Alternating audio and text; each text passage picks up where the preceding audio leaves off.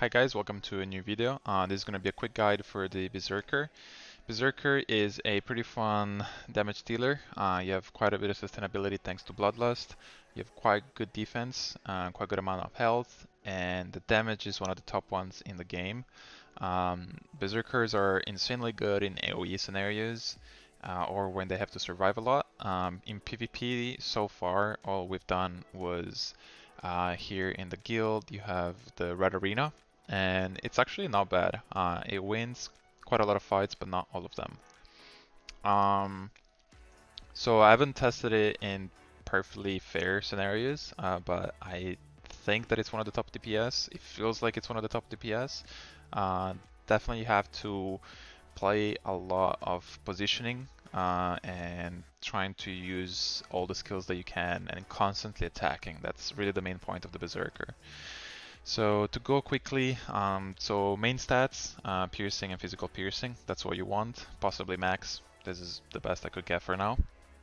Need to get it to plus 14 if I can, or plus 13. And you want physical piercing, physical piercing, damage to bosses, and I think critical rate or something like that. I'm not sure. Strength is fine. Some of these are pretty bad, but raids are coming out and we're gonna change the gear, so this is decent enough. I'll probably try to get plus 12, plus 13 for raids, and then call it a day. So you want to do in terms of spec. This is my PvE bossing spec. I have another one for PvP, which I'm not so sure about. So for PvP, I just do strength and health, just a little bit more health. I just play around, I haven't done any crazy math, but if I go all strength, I feel like I need to get some more health. Just because the kiting is real, and although you have a lot of dashes, you need to get the health with Bloodlust back, and it's not the easiest thing to get, at least at my skill level. Of course, yours can be different, but for PvP, what I do is I want to get this bad boy to pretty high number. I think I do, maybe I do this or something like that. I think I do something like that. This one just gives you a lot of physical resistance and magic resistance, which you need because, yeah, the more damage you do, the better it is, because every time you use Bloodlust, you're not doing damage, and you're kind of are a ticking bomb. You have more time to survive if you use Bloodlust, but you always have to think that you're not going to be able to do it, at least at my skill level, which is, taking the game, I would say, mid-core, not super hardcore. But for PvP, for PvE, sorry, all I do is this. Oh no, wait, just kidding. Don't look at that. There we go, that's better. So that's Spin and Groundbreaker. These two are the best ones that you can do. It does a lot of damage. I've tried all the builds that are on Reddit and on YouTube and on the Maplestory 2 forum, but none of them actually do a lot more damage. You have Void Slash and Darkbreaker, or Void Slash Darkbreaker Earthquake.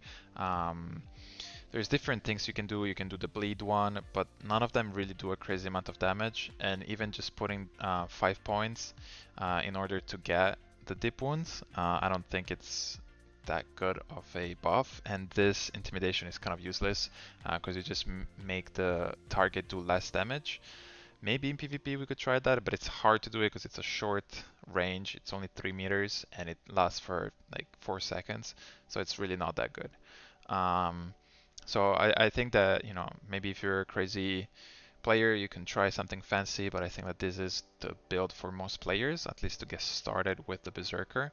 All you do is spin to win, and here you get Dark Aura. The more stacks you have, the more damage you do.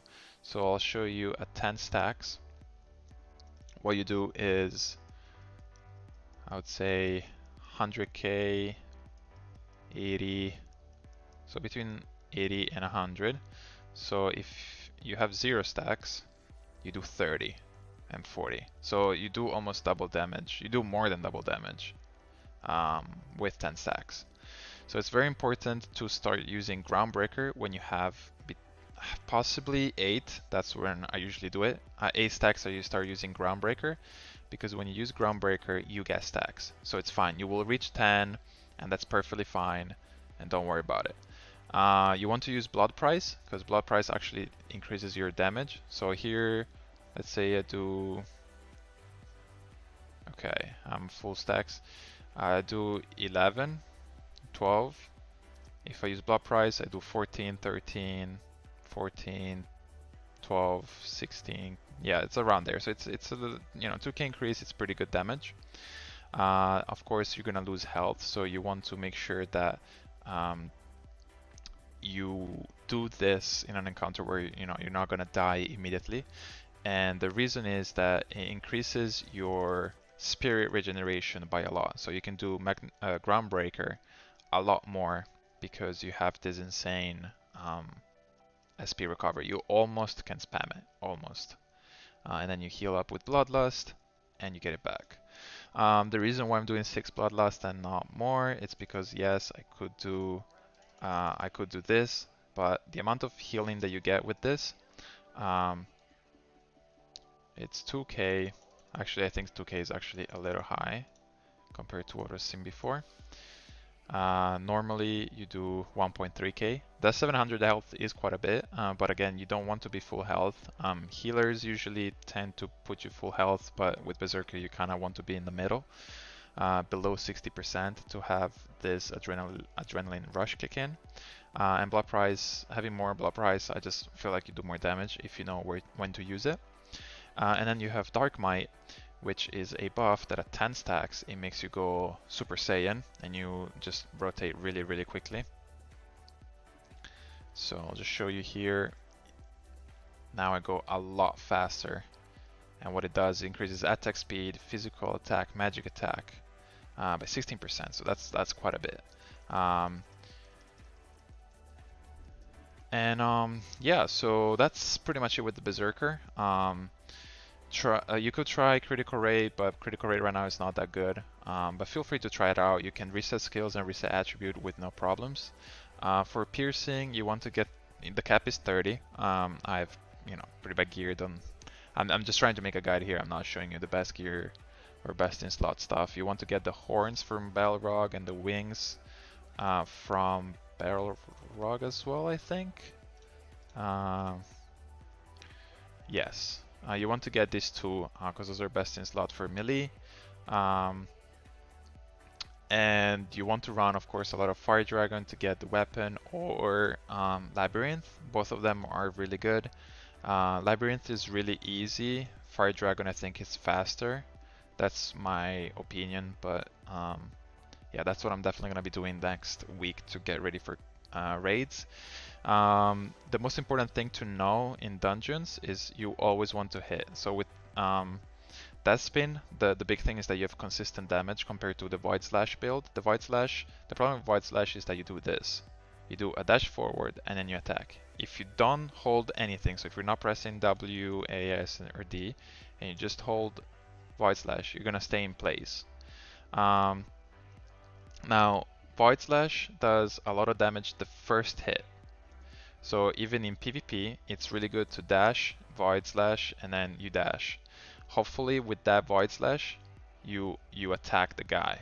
That's the dream. And then you start spinning, you do other stuff because the guy's going to move around.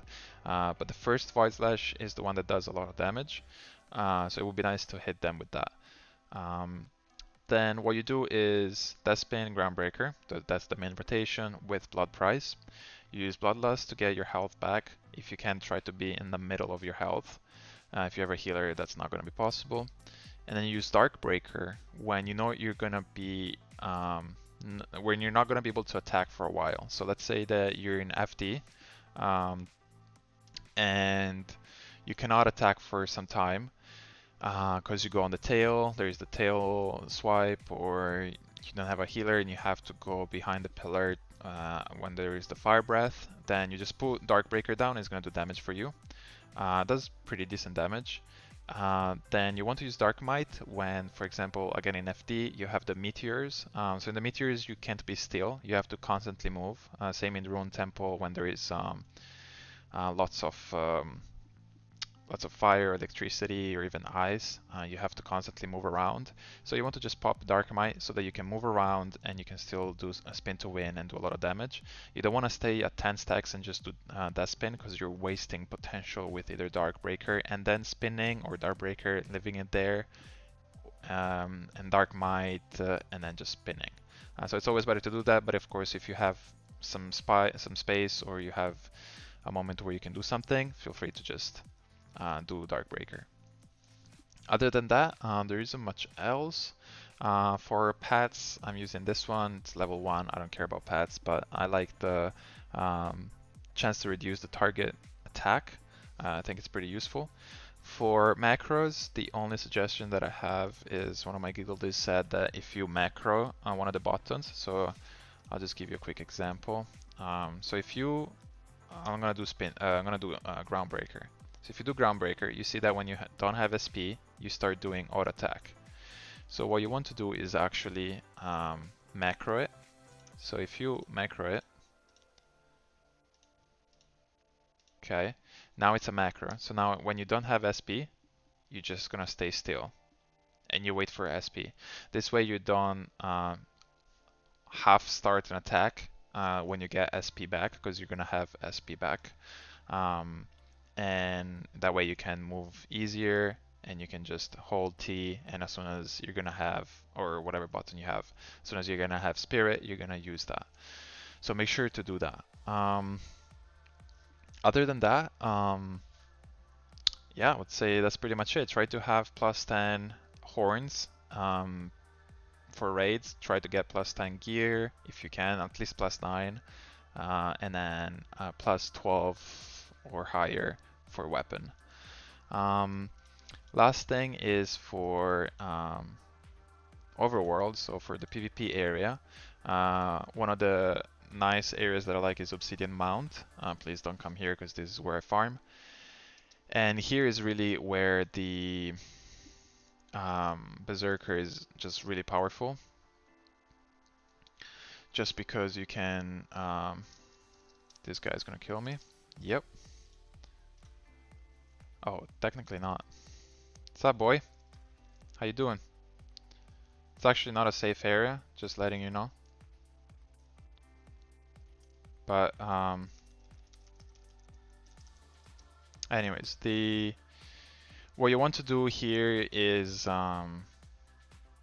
just spin to win, and you're gonna heal in the pack, and that heal is just amazing. And then a 7 stacks, 7, 8 stacks, blood prize, and just Groundbreaker all the way, and you just melt everything.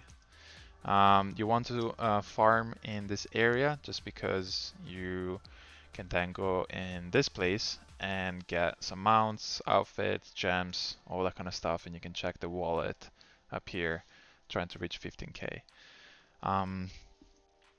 Then make sure to do, I'm just going general here, but just make sure that you do trophies to get all the attribute points and skill points.